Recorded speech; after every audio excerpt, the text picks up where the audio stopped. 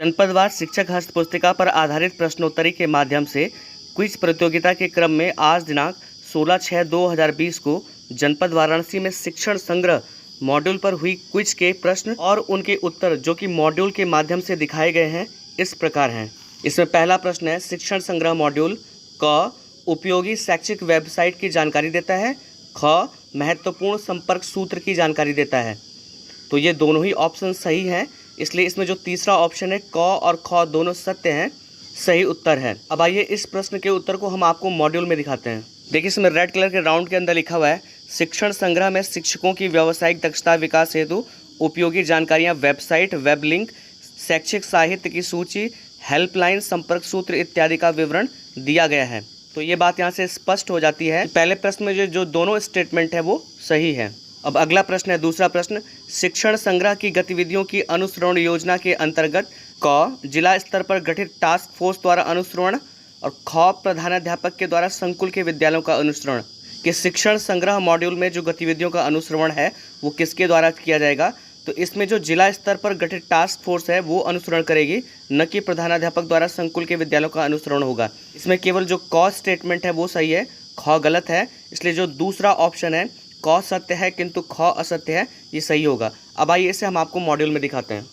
देखिए जो red colour से राउंड किया गया है उसमें लिखा हुआ है कि जिला स्तर पर गठित टास्क फोर्स द्वारा शैक्षिक गतिविधियों का नियमित अनुसरण किया जाएगा, इसलिए केवल क स्टेटमेंट सत्य है, ख असत्य है। इसी तरह तीसरा प्रश्न है, क संज्ञानात्मक विकास, ज्ञान समझ सीखने की स्पष्टता, ख भावनात्मक विकास, भाव रुचियाँ आदतें, ग क्रियात्मक विकास, पढ़ना करना अवलोकन। अब हमें ये बताना है कि क ख ग इन तीनों स्टेटमेंट में से कौन सा स्टेटमेंट सही है और कौन सा गलत है। तो केवल क और ख जो स्टेटमेंट है वो सही है, जो ग है वो गलत है। इसलिए देखिए इसमें जो दूसरा ऑप्शन है क और ख सत्य है, ये सही होगा। अब आइए हम इसे आपको मॉड्यूल में दिखाते हैं। अब देखिए अगर आप राउंड के अंदर देखें तो देखिए संज्ञानात्मक विकास में ज्ञान समझ सीखने की स्पष्टता है, भावनात्मक विकास में भाव रुचियाँ आदतें हैं और क्रियात्मक विकास में रचनात्मकता, सृजनात्मकता एवं कौशल है। जबकि यहाँ पर क्रियात्मक विकास में पढ़ना करना और अवलोकन है, जो कि गलत है, इसलिए दूसरा ऑप्शन सही होगा। इसी क्रम में अगला प्रश्न, चौथा प्रश्न है, अधिगम पत्रिका प्रतिदिन लिखी जाएगी, तो ये बच्चों के द्वारा लिखी जाएगी। अब आइए इसका उत्तर हम आपको मॉड्यूल में दिखाते हैं। बच्चों को प्रतिदिन की अधिगम डायरी लिखने के लिए प्रोत्साहित कीजिए, तो इसका अर्थ यही है कि बच्चों द्वारा अधिगम पत्रिका लिखी जाएगी। पांचवा प्रश्न है, बच्चों के कार्यों की प्रशंसा एकांत में करें, बाद में कभी कभी करें और तत्काल करें।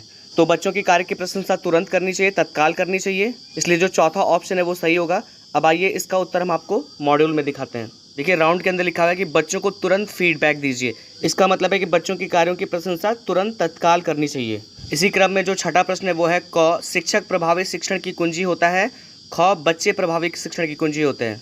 तो जो शिक्षक होता है वो प्रभावी शिक्षण की कुंजी होता है, इसलिए क सत्य है, इसलिए पहला ऑप्शन सही होगा। अब आइए इसे हम आपको मॉड्यूल में दिखाते हैं। देखिए घेरे के अंदर लिखा है, अपनी कक्षा में आप प्रभावी शिक्षण की कुंजी, और ऊपर हेडिंग है आप अर्थात शिक्षक, यानी कि जो शिक्षक होता है वो प्रभावी शिक्षण की कुंजी होता है। इसी क्रम में जो सातवां सवाल है, सतत और व्यापक मूल्यांकन प्रक्रिया में व्यापक का आशय है, तो व्यापक का आशय होता है कि सभी पक्षों का मूल्यांकन करना, इसलिए जो तीसरा ऑप्शन है वो सही होगा। आठवां प्रश्न है, शिक्षण योजना प्रारूप में चयनित लर्निंग आउटकम का आशय है, तो इसका आशय ये होता है कि शिक्षक जो लर्निंग आउटकम प्राप्त कराना चाहता है बच्चों से, उसका मतलब होता है चयनित लर्निंग आउटकम, इसलिए पहला ऑप्शन सही होगा। नवा प्रश्न है, शिक्षण योजना के तीसरे भाग आकलन एवं समेकन हेतु समय निर्धारित है, तो इसके लिए 10 मिनट का समय निर्धारित होता है, इसलिए दूसरा ऑप्शन सही होगा।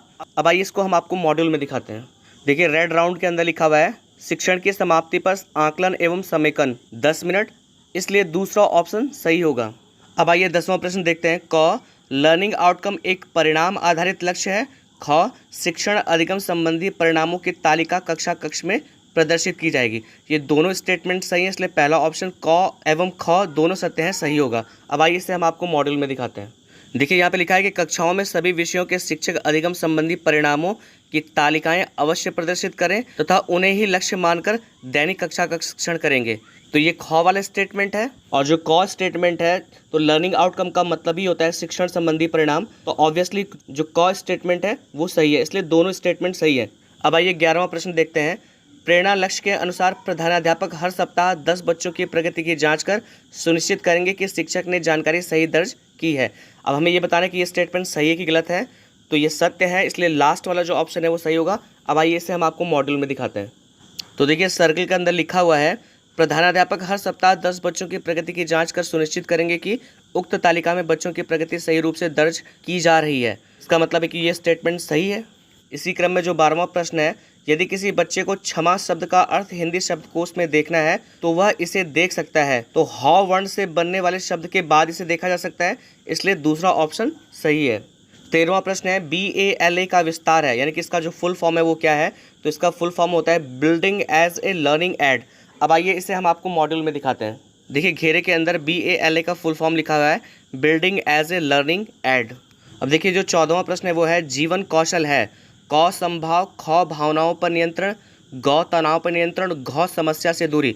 तो इसमें क ख ग तीनों ही जीवन कौशल के मीनिंग है। इसमें जो घ ऑप्शन है समस्या से दूरी ये नहीं है। लेकिन अगर आप ऑप्शंस को देखेंगे तो क ख ग तीनों एक साथ नहीं लिखे हुए हैं। इसमें क और ग ये दोनों ऑप्शन सही हैं, इसलिए जो दूसरा वाला ऑप्शन होगा वो सही होगा। हालांकि ख ऑप्शन भी सही है, लेकिन ख ऑप्शन को यहाँ पर चौथे वाले ऑप्शन में और पहले वाले ऑप्शन में असत्य कहा गया है, इसलिए जो सबसे सही अप्रोप्रिएट ऑप्शन है वो दूसरा है, यानी कि क और ग सत्य हैं। अब आइए इसे हम आपको मॉड्यूल में दिखाते हैं।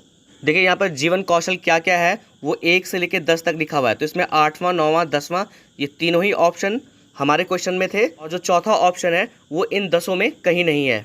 इसी क्रम में जो अंतिम प्रश्न है वो है जन पहल हस्तपुस्तिका में जानकारी शामिल है।